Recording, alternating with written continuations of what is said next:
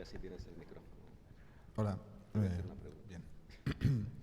Pues muchas gracias por la cantidad enorme de intervenciones. Sí, Estoy es- todavía, a ver, estoy pensando, tengo realmente dos preguntas de dos intervenciones distintas y que también la hago para, no solo para Marcos, sino también para Iroa, el doctor Iroa, que me parece interesante. Las instalaciones de agua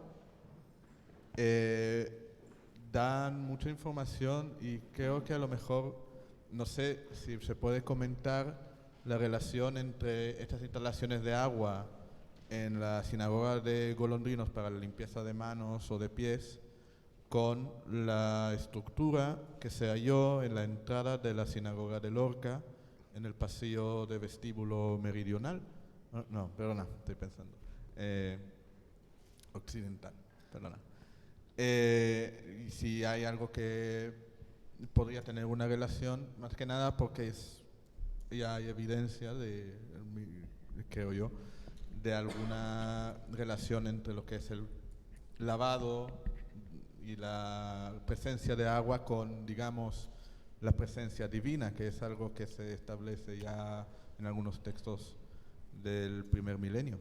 Y en segundo lugar, para Verónica, sobre la muestra zoológica, me interesa si es suficientemente grande como para tener algún estudio de las vértebras cervicales de los animales, en particular sobre su forma de sacrificio.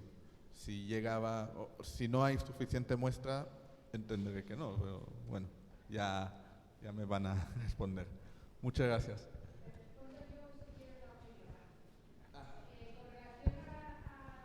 Espera el micrófono. Con relación a la muestra, el problema es que las vértebras cervicales, la axial y el axis y el atlas no aparecen, con lo cual no puedo determinar un patrón.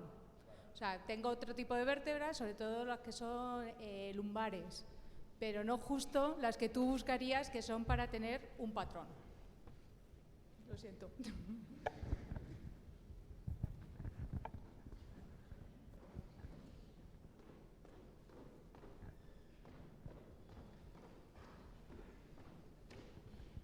Jorge, allá.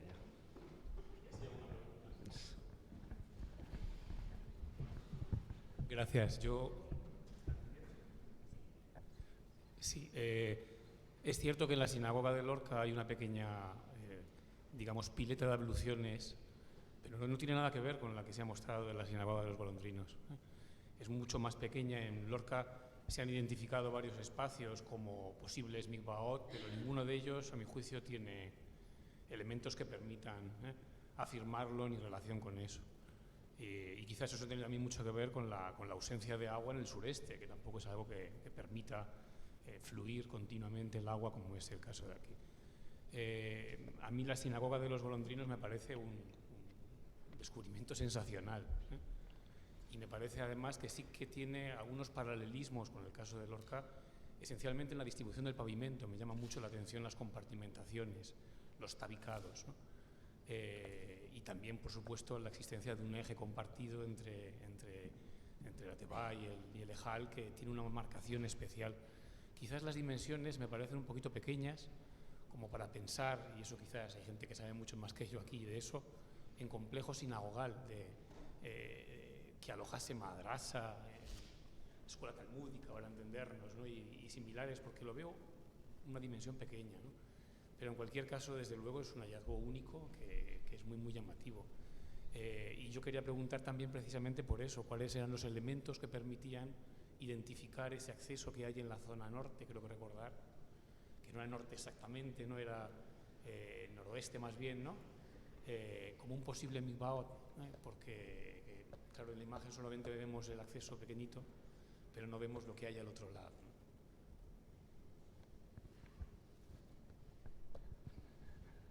Bueno, a ver, yo las referencias que tengo son a través de Jan Pasini. No sé si está por aquí.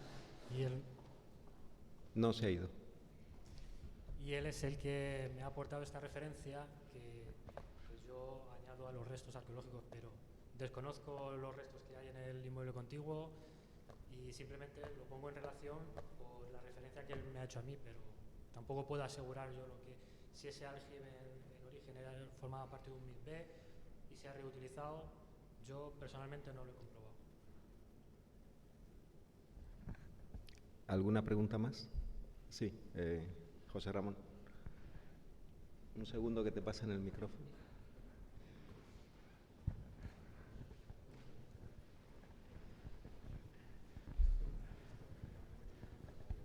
Hola, muy breve. Era también un poco lo que ha dicho Jorge. Me parece pequeña para hablar de un complejo sinagogal y más bien un oratorio asociado a una escuela, a un midrash, ¿no? Tiene todo el aspecto, además por la compartimentación que queda una zona de oración pues bastante delimitada, ¿no? Yo ya no entro, pero sí no sería un centro así de culto regular, sino pues asociado a una escuela como hay en muchos otros lugares, ¿no? Cuando se habla de que hay tantas sinagogas, 10 sinagogas, se dijo Ricardo Izquierdo que fueron destruidas en 1391, no son todas iguales. Hay una sinagoga Aljama, en algunos casos hay una segunda sinagoga porque se ha quedado pequeño, pero el resto son oratorios asociados a escuelas talmúdicas, a cofradías o simplemente oratorios privados de gente con cierto poder, como es la de Córdoba. La de Córdoba en su origen pues debió ser un oratorio privado de la familia que lo adoptó, ¿no? Eso era lo que iba a preguntar, las dimensiones, porque me parecían pequeñas. Y después, con respecto a la intervención de Carmen, yo no hablaría de una lámpara de Hanukkah, una lámpara de Hanukkah redonda así o circular, no hay ningún caso. Siempre están, yo no lo conozco. Sí, no, pero que para Hanukkah, lo que es el rito de Hanukkah, que es encender una luz cada día,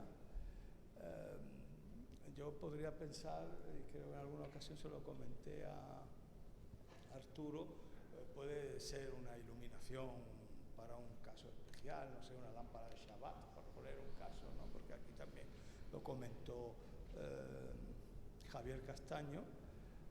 No todos son lámparas de Hanukkah, hay una iluminación normal y después hay una iluminación para casos especiales en Shabbat, que podría ser ese caso de policandil, más que para Hanukkah. No, pero yo los que he estudiado no se ha dado ningún caso, vamos, de este policandil sobre base circular, no. ¿Contestas tú, Carmen, o contesto yo?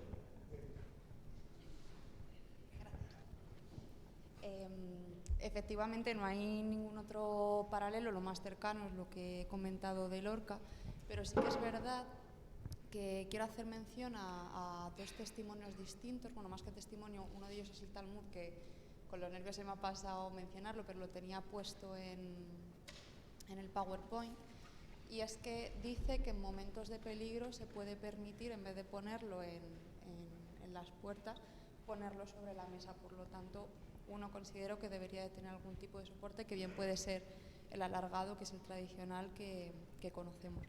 Pero luego, por otro lado, también se menciona, te busco el nombre, Eliyahu, no sé mencionar el apellido, pero es del siglo XIX. El testimonio creo es del siglo XIX y lo que dice es que en Sefarad, o sea que los sefardíes, perdón, más que en Sefarad, es común que en Hanukkah tengan lámparas circulares colgando de los techos. Por lo tanto, si nos adscribimos a las fuentes, que sí que es verdad que no siempre tienen reflejo en el registro material, las fuentes, aunque son escasos los casos, también hacen alusión. Claro, pero el momento en el que presenta 8 cazoletas en vez de presentar 5 o 6 que pueden ser para Sabbat o...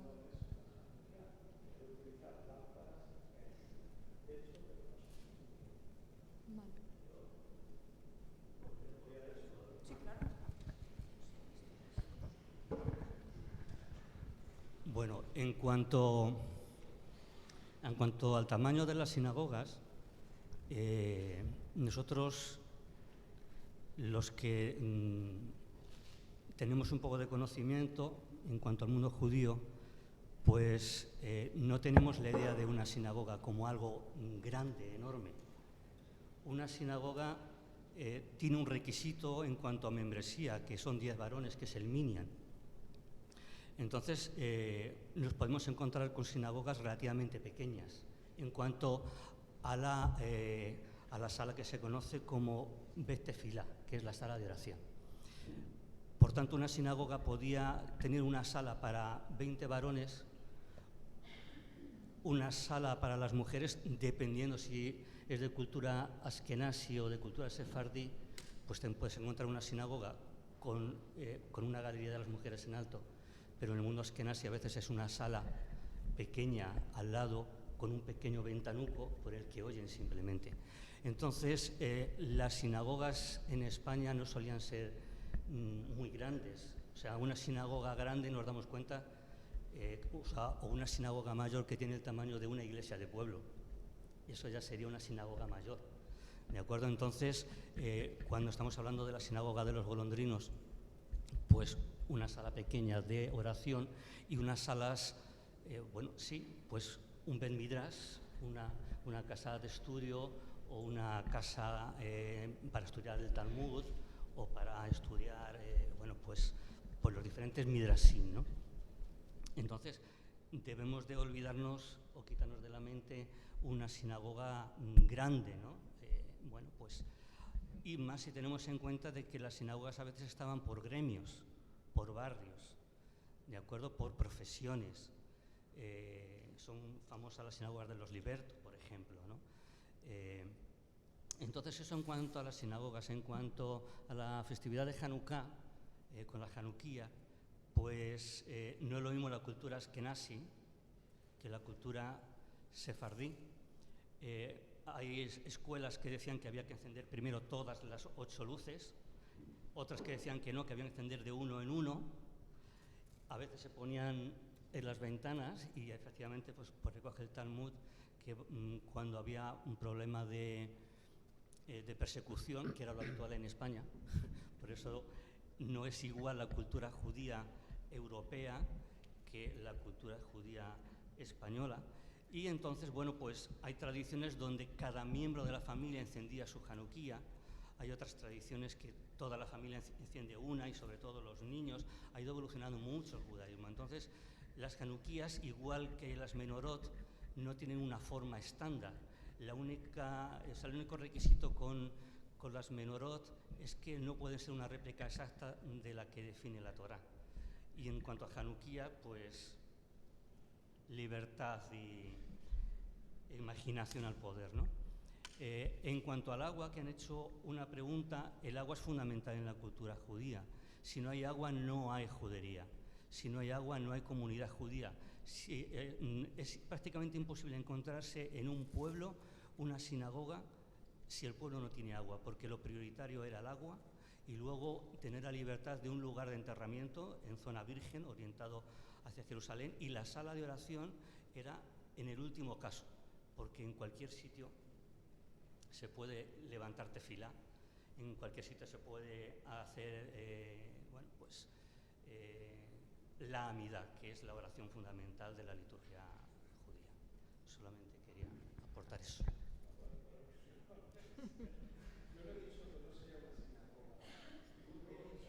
Yo estaba hablando del tamaño.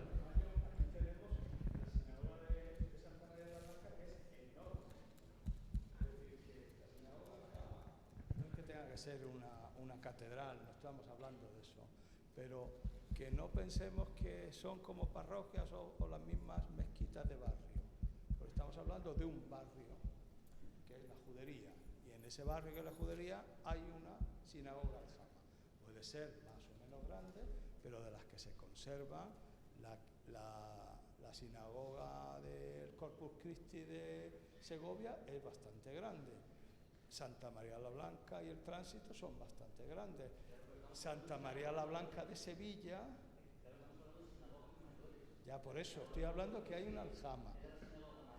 Sí, pero estoy hablando que junto a ellas, evidentemente, cuando se habla que tal sitio tiene, en Sevilla había 23 sinagogas, o lo que habló Ricardo de 10 sinagogas en Toledo, no son similares, son sinagogas pequeñas u oratorios asociados a cofradías, a sociedades de carácter de beneficencia, a dignatarios de la comunidad que quieren significarse o a escuelas de estudio. Y entonces, al mencionar Marcos, que hay datos sobre una madraza o un betamidrash, pues probablemente esa sinagoga de los golondrinos esté asociado a una escuela.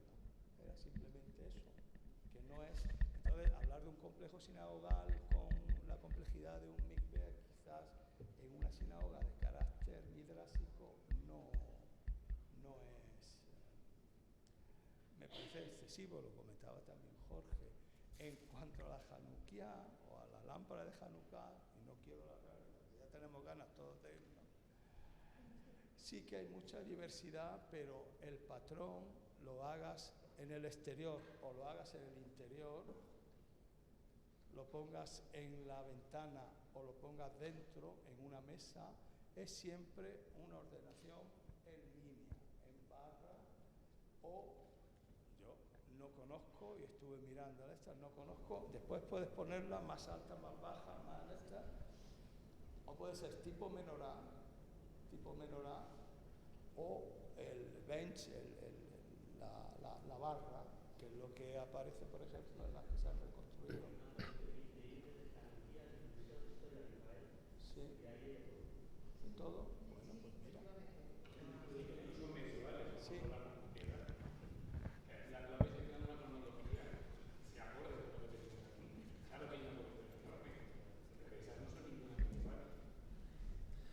Yo,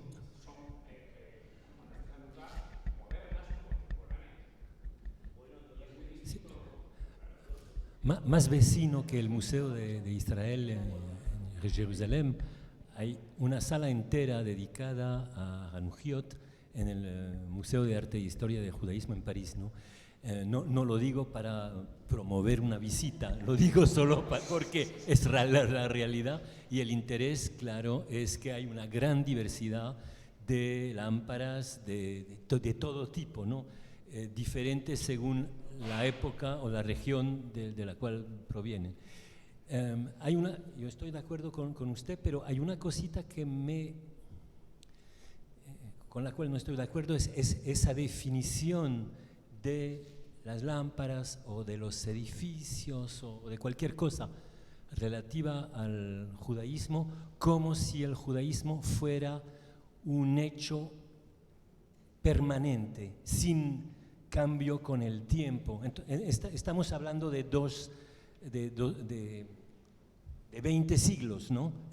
Por lo menos, o más o menos, en Europa occidental. Es decir, no es una cosa permanente. Pero si quieren darse cuenta de lo que puede ser la diversidad del tipo arquitectónico de una sinagoga, que vengan a París, en el barrio de la calle de los Rosales, la rue de Rosiers, lo que se llama en yiddish el Pletzel, porque hay una gran diversidad y la historia del uso de estos edificios es muy interesante. Tomo algunos ejemplos, ¿no? Hay la gran sinagoga de la rue de Tournelle, edificada a mediados del siglo XIX, originariamente ashkenazi, para judíos de Alsacia y Lorena, que vinieron a París, ¿no? Bueno, pero de rito, digamos, alemán. Esta sinagoga en 1962 se convirtió en sinagoga de rito constantinés, no sé si es así en castellano, pero bueno, de Constantin en Argelia, ¿no? Porque judíos de rito alemán en esta área de París ya habían todos, se habían convertido en burgueses en el oeste de la ciudad, y los que vivían en esta área eran originarios de Argelia, Tunisia o Marruecos. Hay también, muy vecino a la Rue de Tournelle, la famosísima sinagoga de la Rue Pavée, edificada en 1910 o 10 y pico por Hector Guimard, el famoso arquitecto, bueno, el Gaudí francés, ¿no? Digamos, más o menos. No, menos genial que Gaudí, pero bueno, bastante, el arquitecto de muchas entradas de estaciones de metro, por ejemplo, bueno, de tipo Art Nouveau, ¿no?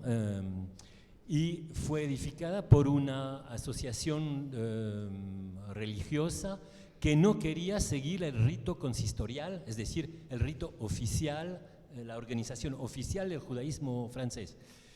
Un poco más al norte hay la sinagoga consistorial de la calle Notre-Dame de Nazaret, Nuestra Señora de Nazaret, la llamamos Nazaret, es muy divertido, ¿no? Que es la primera sinagoga consistorial edificada en París, al origen también de rito alsaciano, loreno, bueno, y es un detalle, pero el terreno fue comprado por el bisabuelo de Marcel Proust, ¿no? Bueno, no importa. Claro que ahora la mayoría de los judíos que van allá son originarios de África del Norte, porque es la mayoría de los judíos de Francia. También en una pequeña calle del Marais, vecino a la Rue de Rosiers, bueno, hay Rue du Bourg-Thibourg, vecino, si les gusta el té, hay una tienda muy famosa que se llama Mariage Frère, que vende una gran variedad de té, ¿no? Hay una pequeñísima sinagoga ashkenazí, no me acuerdo el apellido del rabino que la creó a principios del siglo XX, pero no sé, caben 15 personas. Todos fueron deportados, y entonces en el posguerra, no sé, en los años 60 o 70, la volvió a dirigir un rabino de marroquí, bueno, francés, que se volvió francés, perdón por mi idioma, ¿no? Y ahora, claro que la mayoría de los que van a esta sinagoga son originarios de Marruecos. Entonces, y bueno, no sé si van mujeres, porque nunca he asistido a un oficio, pero es como una pequeñísima sinagoga, no de un gremio, sino de gente que tienen mucho en común por razones geográficas, ¿no? Bueno, un poco como las sinagogas de Venecia, levantina, española, alemana, etcétera.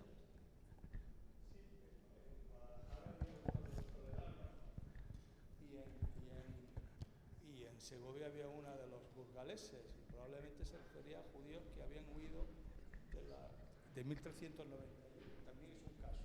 También puede darse el caso de judíos refugiados de otras comunidades que hacen su propia sinagoga. Esa se me había olvidado. Bueno, yo creo que nos merecemos ya acabar, ¿no? Mañana a las 9 de la mañana empezaremos con Carmen hablando de la colección arqueológica del Museo Sefardí. Hasta mañana y nada, descansad, que yo creo que nos lo hemos ganado todos.